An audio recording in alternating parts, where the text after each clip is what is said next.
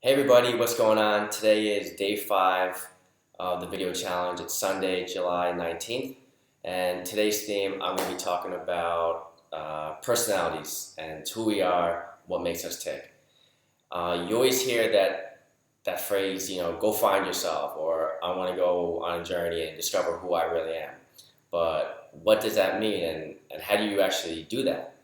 So just a little background, when I was going for my MBA, one of the core classes that we had to take was management behavior class. And this class talked about how people interact in a corporate culture and what motivates them and why they do certain things. So one of the really cool things that we had to do for that class was take the myers-briggs personality test. And then we had to do a whole research paper on it describing what our personal results were and how we were gonna use those results, because it told you things like what your strengths and what your weaknesses were and what might motivate you. So, it gave me some really clear, direct insights as to who I am, and what are things that I like and what I don't like, and which side of the brain does this and that. So I liked it a lot because I kind of knew certain personality traits about myself, but I wasn't quite sure about it. But taking that test, it definitely brought it directly to my attention. Anyways, in the past 2.5 years, I've stumbled upon other articles and tests that describe other personality traits about myself, and some really interesting categories that I fall into are introvert, empath, highly sensitive person, and in the human design system, I'm called a projector. So I'm not going to go into each one of these, but I did notice that there were some common underlying themes about all these different personality traits. And one of them is that, I need a lot of alone time, like a lot. Like I need to process my thoughts and events, like what's going on with me and what's happened.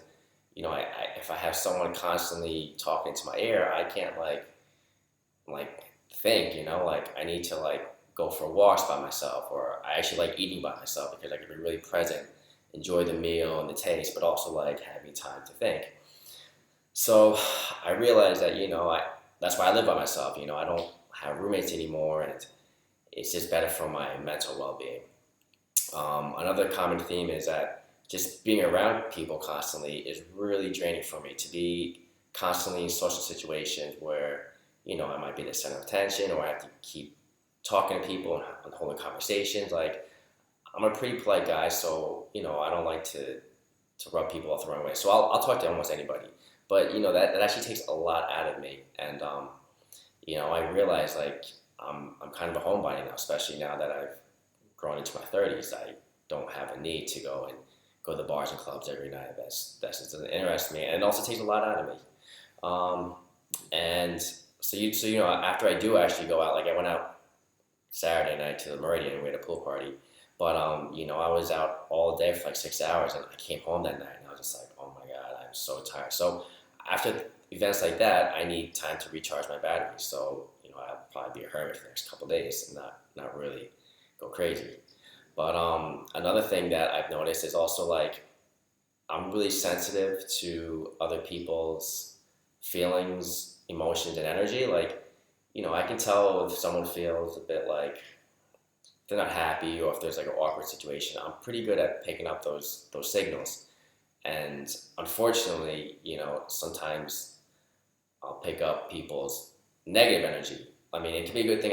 I can pick up people's positive energy, but also like those negative energies, they become like a part of me and they almost drain me as well. So I realized that, from taking these tests, that I can't be around people that are negative, because that will really, have a bad impact on me, on my mental well-being.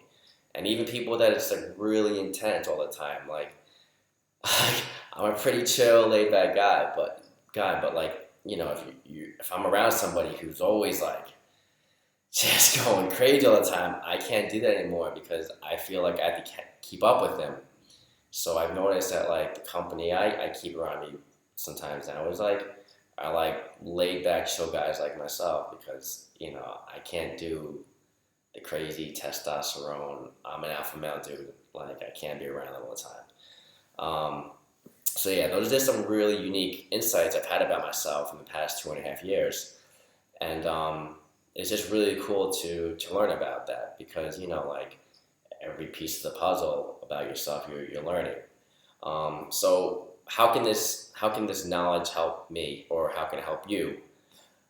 So for example, you know, looking back when I was working on Wall Street, I look back at that crazy time of my life, like being on the trading floor, being around people shouting and yelling, and like, the stress of like dealing with money and high pressure situations. I was around all the time, and I realized, I'm like, man, like I definitely should have been around that. Like you got people who are just miserable bastards working on Wall Street, and like I'm around that all the time, and like no, that's not good for me. So looking back, it was definitely not healthy. But going forward with this knowledge, I know, what, an environment like Wall Street, no, I'm not going to do that because I know it's not worth it for me because my health will be impacted. So I at least know what kind of work environment I can deal with. Another thing that's valuable to use this knowledge with is with relationships, whether it's friendships, business partnerships, or like a romantic relationship.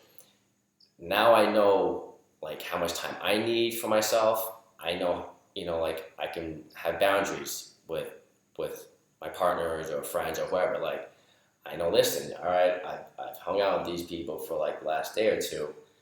Maybe that's enough. Like maybe I should chill out and be like, all right, I need to have like my alone time because I know this about myself. Otherwise, I'll just drain my batteries. So knowing what kind of personality type you are, that'll help you maintain healthy relationships, or at least like what a healthy relationship should look like or entail. That way, you're not just kind of like trying all these different bad relationships and being like, oh, what's going on here? So yeah, I'll post some sites that you can take for these tests. They're really easy and they're not time consuming. But the last thought I want to share is like there's always a funny. I used to work in IT, so like the funny thing is RTFM, which is an acronym that stands for read the fucking manual. So whenever people complain like, hey, my computer's not working or my phone's not working, it's like, yo, read the fucking manual. You didn't hit the power button, you idiot. Of course you can't say that, but it's like an inside joke amongst us geeks. Anyway, so there's manuals for computers, there's manuals for cars, there's manuals for like almost everything in the modern world, but there is no manual for us as a human being. We don't know exactly, especially when it comes down to our personality. Like we can't like look at a manual and be like, all right, I'm going through this emotional trauma. What do I do? It's like, you can't just like look in a book and figure that shit out. So what I'm saying is, that's kind of cool. Like, what, we should go and live our life and find out what our owner's manual is by trying new experiences or taking these tests online to figure out and discover who we really are in the core of our personality. Like let's just figure this shit out. But it should be interesting. It should be fun. So try to live your life and experience new things. That way who you really are, what you like, what makes you tick, what makes you, what gives you passion and what gives you life. So I would say that just, keep that in the back of your head. Just live life like you're trying to figure out the owner's manual. Thanks a lot for watching, and I'll see you guys tomorrow. Bye.